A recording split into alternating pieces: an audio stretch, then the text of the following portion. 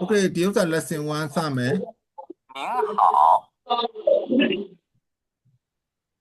您手机嘞。你好。您好。明个လေးတန်ပြောမယ်နော်明个လေးတန်你好。您好。我姓王，请问您贵姓？我姓文，姓王，请问你贵姓？请问您贵贵姓？姓贵姓？贵姓请问你贵姓？နောက်တစ်ခေါက်ဖတ်မယ်နော်我姓王，请问您贵姓？我姓文，我姓王，请问您请问贵你姓？贵姓？姓နော်我姓王姓နော်姓我姓姓王。王，请问您贵问你姓？贵姓？我姓王，请问你贵姓？ နောက်တစ်ကြောင်းသွားမယ် 贵 နော် 姓？我姓李，叫 Gloria。您叫什么名字？我姓我李，姓李，叫叫杨，哥米。您叫你叫什什么叫什么名字名么名字？名字名字名字什么？我姓李。我叫明文，我姓请问您是哪国人？我叫明文。我叫明文，请问请问您哪国人？哪哪国人？哪国人နော်哪国人？哪国人哪国人？哪哪国人？国人哪国人？我是美国人，您呢？我是美国人，我姓宁，工人，您呢？呢？我是台湾人。我是我台是台台湾湾人。人， ငါထိုင်ဝမ်လူမျိုးပါဗောနော် 台湾旅游， ဆိုတော့ဒီမှာ vocabulary လေ vocabulary ဖတ်စာအုပ်ထဲမှာပါတယ်နော် you ဆိုရင် you ဆိုရင် 他，你你你您နင်း 您 နင်းနော် तू ကဟိုဗာလဲ polite and respectful လို့ပြောရလေ you ညီလို့မပြောဘူးနော်ညီလို့မပြောဘူးနင်း 您 good fine ဆိုရင် 你好好好，好，好 I နဲ့မီဆိုရင် 我我我 surname 是သားစုနာမည်ကရှင့် 姓 မိသားစုနာမည်နော်ရှင့် 姓姓 မ example တဲ့ example ဆိုတာနမူနာပေါ့ 王 one 王 one to be call 叫叫叫叫叫叫叫 what က什么什么什什么嗯什么什么名字名名字名字名字读笔是是是是一般的八三所言人人人 May I ask you 的 excuse me 的请请问请问ဒီကလေးကိုကြည့်မယ်နော်အောက်ဆင်းပြီးတော့အပေါ်တက်သွားတာနော်请问ဒီကအောက်ကိုထိုးတာအောက်ကမြစ်တယ်နော်请问请问请问贵姓贵姓贵姓贵姓贵ဆိုတာ贵ဆိုတာ贵贵ဆိုတာဈေးကြီးอ่ะ 别记了ဈေးကြီးอ่ะဈေးသွားဝင်ပြောလို့ရတယ်很贵လို့ပြောလို့ရတယ်ဈေးအရန်ကြီးတယ်很贵很贵နော် ဈေးစင်ပြောလို့ရတယ်ဒါဟန်ကွေလို့ပြောလို့ရတယ်ဒီနေရာမှာကျတော့ကြီးမြတ်တယ်ဆိုတဲ့အဓိပ္ပာယ်ကွေရှင်းခမည်းရဲ့ကြီးမြတ်တဲ့မိသားစုနာမည်ကဘာလဲပေါ့နော်အဲ့လိုမေးတာပေါ့နော် 哦，哪国人哪国人？ဘယ်နိုင်ငံက လေဘယ်နိုင်ငံက ဘယ်နိုင်ငံကလူလဲအမေရိကန်ဆိုရင် 美国人，美国美美国国人，美国人国ရမယ်နော် 人， မေ 哪 ကိုရ 国人？美国人， How about you 你你呢？呢你呢您个你呢？您个 Taiwanese 台台湾台人，湾人，台湾人သူကဒီမှာ Taiwanese လို့ပေးလို့ Taiwan 人เนาะ Taiwan လို့ပဲပေးရင်เนาะ 台湾 Taiwan လို့ပဲပေးတော့ Taiwan ပဲ Taiwan ပဲเนาะ 台湾 Taiwanese လို့ပေးလို့အနောက်မှာ run ထည့်ထားတာเนาะဒီဥစ္စာကတဦးဆိုင်နံနေတဦးဆိုင်နံဝမ်မင်းဝန်ဆိုတာလူနာမည်ကိုပြောတာတဦးဆိုင်နံเนาะဝမ်မင်း文明ဝန် 我，ဒီဥစ္စာ 文 က 明我，美美美国မေကိုမုံတော့မေကို美国ကိုမေကိုရမယ်เนาะဒီက台湾台湾台湾နှစ်မျိုးရေးရနော်ထိုင်ဝမ်ကိုလေဒီလိုမျိုးထိုင်ဝမ်အရှေ့ကောက်တွေပဲရေးတာဆိုတော့အမှန်ဆိုအရှေ့ရလိုပဲရေးရမှာဒါပေမဲ့အနောက်ကလူကရေးနေရအကျင့်နေဖြစ်နေပြီဆိုတော့အရှေ့ရလိုဘယ်သူမှမရေးကြဘူးအဲ့တော့ तू ကနှစ်ခုပြရတယ်ထိုင်ဝမ် 好几台湾 နော်ထိုင်ဝမ် 台湾，对， ဒီနဲ့ဟင်းနဲ့ဆိုရင်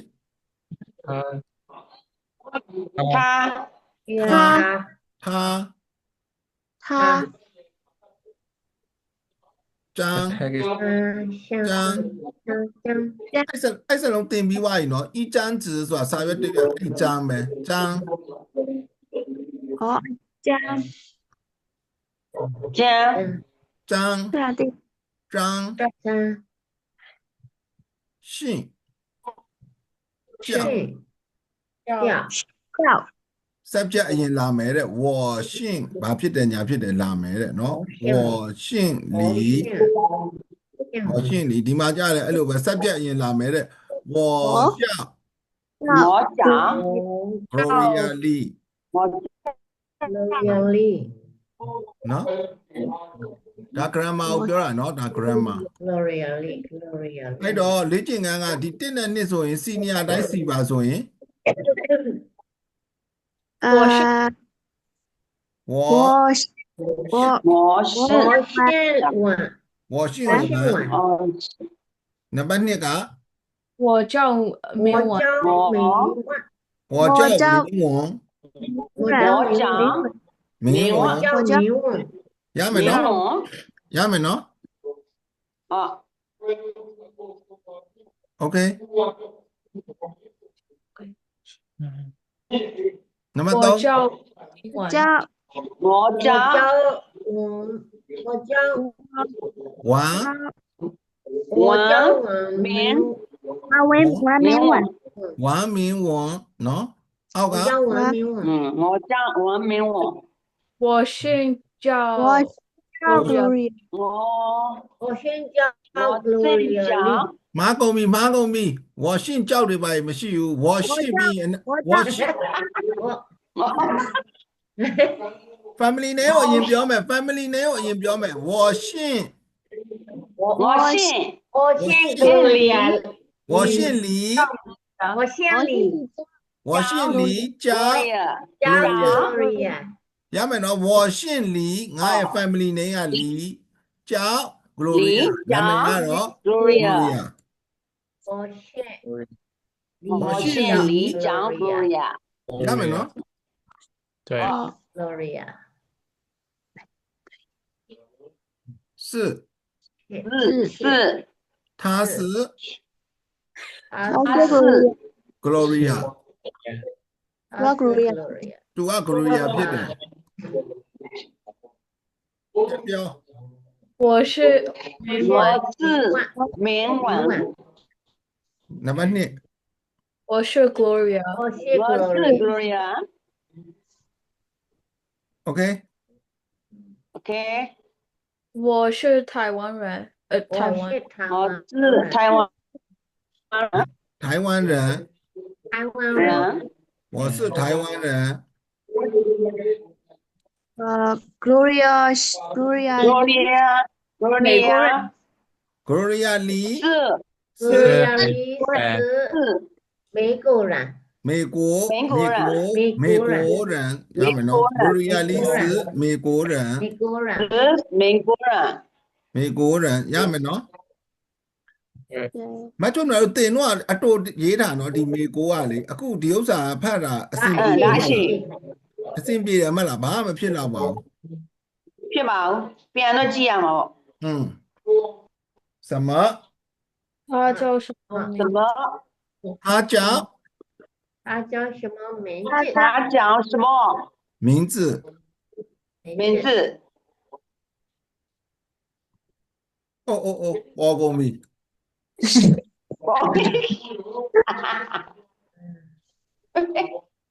ကဲပြောမယ်请问你请你问请問အရင်လာမယ်နော်请問请问什么名字？你叫什么名字？你讲什么名字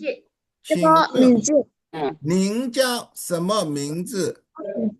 名字请问你叫什么名字？နံပါတ်2က他叫什么？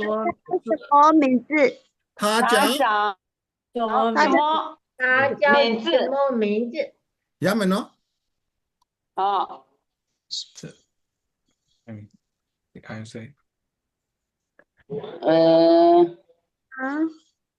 没有明晚是美文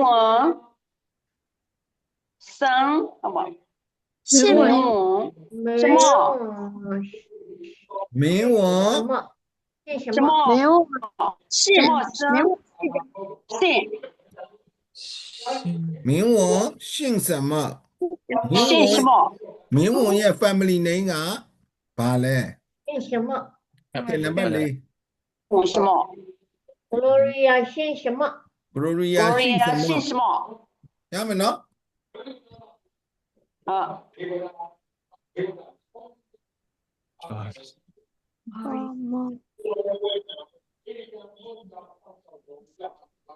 အတန်လည်းမပါဘူးယူကိုညွှန်းလိုက်တယ် အဲ့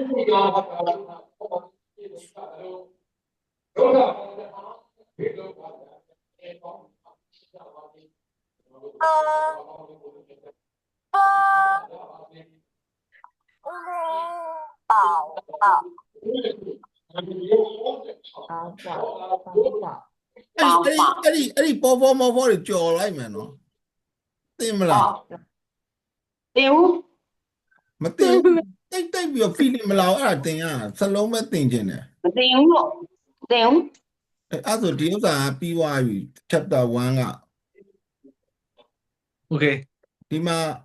ဗာလဲခဏလေးဖတ်စာအုပ်ကြည့်အောင်ဒါဖတ်စာအုပ်နော်ဒီမှာ chapter 1ဆိုဒီလိုပဲ您好您好我姓王请问你贵姓ရမယ်နော်ပြီးရင်我姓李ဒီခုနဖတ်လိုက်တဲ့ဖတ်စာပဲအဲ့ဖတ်စာပဲပြီးရင်ဒီမှာဒီ vocabulary ပေးတယ်ဒီ vocabulary ကကြက်ကမယ်ဟာတွေကြက်ကမယ်ဟာတွေ您好我နော်ဒီဟာတွေကကြက်ကမယ်ဟာဒီမှာအတူလေးတွေ请问မေးပြရစေ请问贵姓哪国人ဘယ်နိုင်ငံလဲ美国人你呢你ဒါအတူလေးတွေနော်ဒီဥစ္စာကတူးဆိုင်နံနေတူးဆိုင်နံနေနော်အများနဲ့မပတ်သက်ဘူးတယောက်တည်းနဲ့ပဲဆိုင်တဲ့ဟာတွေဝမ်းမင်းဝန်ဆိုတဲ့လူနာမည်မေကို我没我နော် ပြီးရင်ဒီဥစ္စာ तू အပိုပြောတဲ့ဟာတွေเนาะပြီးရင် तू grammar ပြောမယ် grammar ပြောမယ်เนาะခုန PowerPoint ထဲမှာအကုန်ပါပြီးပြီ grammar ပြောတယ်ဒီမှာဝါကြောက်မင်းဝန်တို့ဝါကြောက် Gloria တို့ဒါအကုန်ပြောရเนาะ ဟုတ် ဒီ exercise တွေလုပ်ပြီးသွားပြီเนาะ ဟုတ် ဟုတ် ဒီဟာတွေလည်းလုပ်ပြီးသွားပြီဆိုတော့ဒီဟာတွေလည်းလုပ်ခဲ့တယ်ဆိုတော့ read aloud တဲ့ပေါ်ပြီးတော့ဖတ်ပါတဲ့เนาะเนาะဒါတွေကလုပ်လို့ရတယ်ဟိုလေ့ကျင့်ခန်းစာအုပ်ကြည့်မလို့အတန်းထဲမှာတဲ့လူအယောက်20လောက်ရှိရဆိုတော့စာသင်ခန်းထဲမှာဆိုရင်တယောက်ပြီးတယောက်ကိုသွားမေးပါတဲ့เนาะအဲ့ပြီးဒီစရာကွက်ကိုဖြည့်ပါတဲ့ That's right. เนาะနီစစ်နာကိုရန်လို့ပါလို့ပေါ့เนาะဒီမှာ please cycle their surname နဲ့ family name နဲ့သူတို့ရဲ့ရှင့်နေရဘာတွေလဲတဲ့ဆိုတော့ဒီထိတ်ဆုံးကစလုံးเนาะဒီမှာဆိုရင်1 ဒီမှာဆိုရင် ဝမ်းမေ 1 may may German 1 may 1 one ဝမ်းမေဝ ဒီဥစ္စာကကြတော့ကျန်း Ming ကျန်း Chán mẹ. ကျန်း ကျမ်း ကျန်း မေ 什么ကျန်း Ming ကျန်း ကျန်း မ မ င် င် ကျန်းမင်明天ရဲ့မင်เนาะ ကျမ်းမေ ရမယ်เนาะပြီးရင်သူဒီမှာအဲ့ဒီဟိုပေါ်ပေါ်မောတွေတင်လိုက်မယ်เนาะပေါ်ပေါ်မောတွေတင်လိုက်မယ်เนาะအဲ့ဒါပြီး lesson 2ရောက်ပါအောင် lesson 2တွေ့လား lesson 2ရမယ်เนาะခဏလေးခုနလေ့ကျင့်ခန်းစာအုပ်ကြည့်မလို့လေ့ကျင့်ခန်းစာအုပ်တော့ဘာပါလဲလို့ Same, bro. ဟမ် Same. အဲ့ဒါဆိုဘာလို့နှစ်အုပ်ဖြစ်နေရ Oh, not same.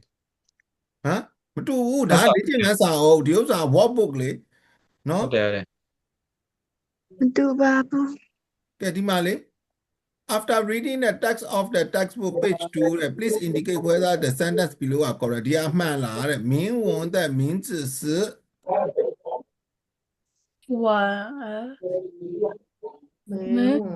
呃妈 mẹ mình cái mẹ chia sẻ hoàn. မှန်လားမှားလား 妈不是，错 Mẹ မှားရယ်နော် chia 不是 Gloria ရှင့်လီတဲ့ 是 Gloria chia လူရယာ是你 ဟုတ်လား ဟုတ်တယ် ဟုတ်တယ် 是 မဟုတ် 你ဟုတ်တယ် 明文不是台湾人的 မှန်ပါတယ် Ờ, 明文不是台湾人မ အော်မားတယ် မှားရယ်နော် Gloria 是美国人的 မှန်တယ် မှန်တယ် မှန်တယ်နော်အဲ့ကကြာရင်သူကဒီမှာလေပေါ်ပေါ်မောပေါ်တင်ပြီးသူကဝေါ်ဆိုရင်လေဝေါ်အပေါ်ကအချစ်ကလေးတွေထည့်ခိုင်းတာအတန်မှားမှာဆိုလို့ဟောင်းဆိုရင်ဟောင်း ừ. နော်ဒီလေ့ကျင့်ခန်းကလေ Hổ. နော်ဒီဟာတွေကမသိဘူးဆိုဒါကြော်ရမယ်တဘောဖြစ်နေကဲ listen to the recording and cycle the character you hear တဲ့အဲ့ဒါအတန်ဖိုင်ရှိမှရမှာပေါ့ Ừ. တိလား အတန်ဖိုင်နားထောင်လို့ အတန်ဖိုင်နားထောင်မှရမှာ ကိုအော်ပြောလိုက်တယ် ဒီမှာငါမပြောနိုင်ဘူးဒီမှာ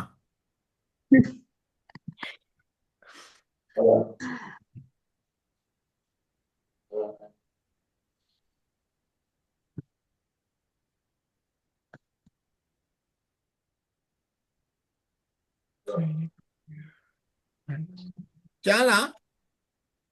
No ကြားလိုက် Part 3. Recognizing the character or Okay. word. 1. Listen to the recording and circle the character you hear. 1. 姓 ရှေ့ရလားနောက်ကလား နောက်က Nó 那个 3. 好 first 请 second 叫 ရရနော် Listen to the recording and circle the word you hear. 1. 您好 Okay. nó cả 2. okay နောက်က 名字 second နောက်က 请问 အရှိရ four 请问您是贵姓 အ five ရှိရ 是台湾人 first 台湾是 Listen to the recording and you will hear 5 words. Please circle the 5 words. 叫 first one 是叫 third 是姓是名字名字什么名字什么什么 the sixth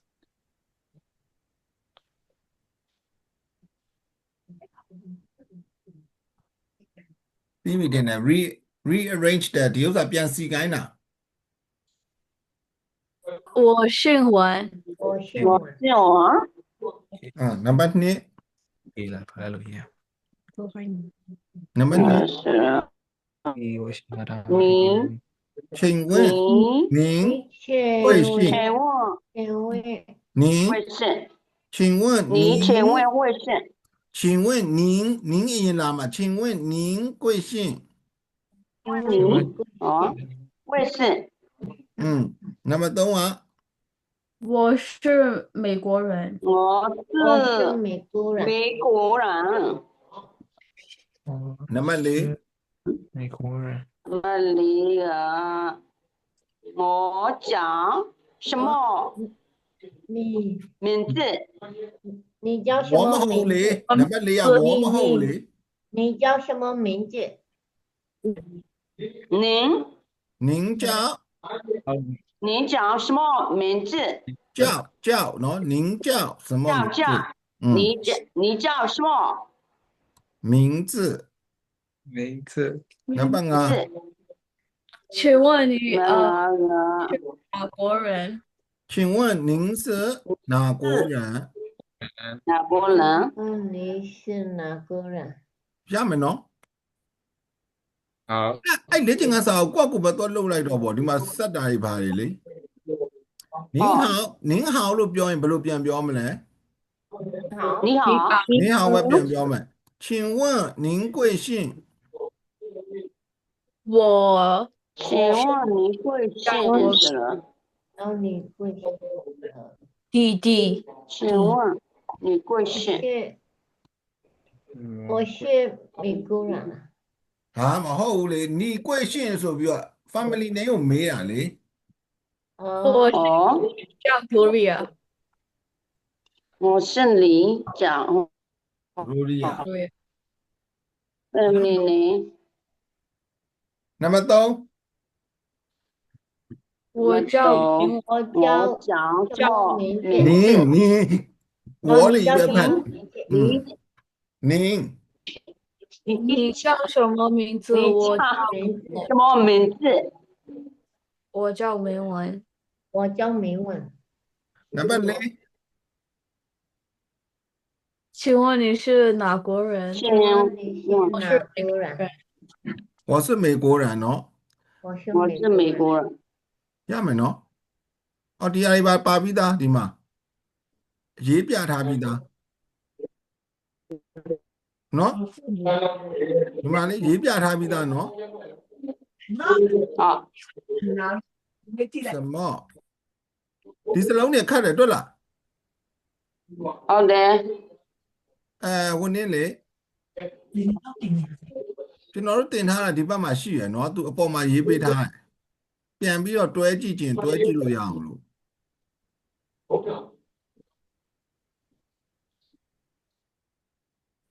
ဒီမှာနော်အရင်ကဒါပဲတင်ခဲ့ရနော်တော်တော်လေးစိတ်ကြည့်အောင်ပါဆိုလေနော်ဒါလေးပဲတင်ခဲ့ရလေ၃ချစ်လေးပဲလေ 后来好的အခုကတော့မတက်နိုင်အများကြီးချစ်တော့အမှနော် ညာချစ်တယ်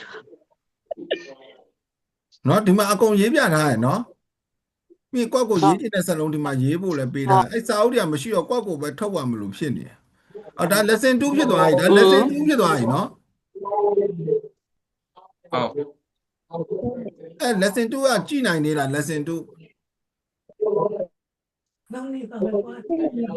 Tài đồ. ဟမ် lesson 2ကြည့်နိုင်သေးလားလို့ ဒီလောက်တော့ဟုတ်တယ် Tài đồ. ရတယ် ပုံပြီးဖို့မမြင် မဟုတ်ဘူးဟိုနင်းလေဟိုကြည့်မယ်ဆိုရင်အခုပိတ်ပြီးတော့9မိနစ်နေပြန်ဝင်မယ်